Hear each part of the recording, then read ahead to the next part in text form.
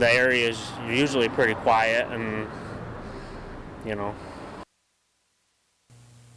New developments in those arrests we showed you in Southport yesterday. Police now investigating a meth lab at that Broadway home. After 2 meth lab busts in Elmira in the fall, another one now down the road in Southport. Good evening, I'm Renata Steele. I'm Scott Cook. Thanks for choosing Twin Tiers tonight in high definition. Now, this investigation started yesterday. You may recall the video we showed you of those 2 men getting handcuffed and put in the sheriff cars outside 848 Broadway. Now, investigators say that home was being used to possibly make meth. WENY-TV's Tanja Rekhi talked with investigators and neighbors. She joins us live in the studio with the latest. Tanja.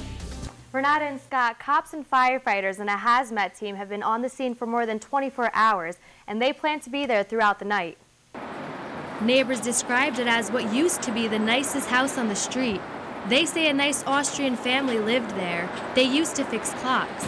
But things have changed since they moved out. Today, investigators in protective suits are analyzing the makings of a meth lab at 848 Broadway. I mean, it's a busy street, busier area, but nothing like that usually would go on that I would think of.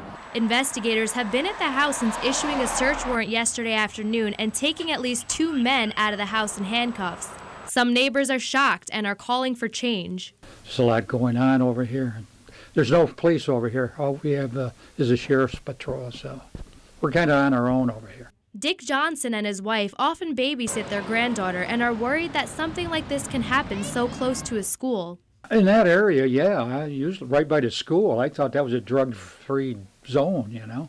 The house is right by Broadway Elementary and Middle School. I think that's really scary, even if I went there. My friend Jasmine Martinez, who's in my class, she went over to Broadway, and if she was still there, she would probably be devastated.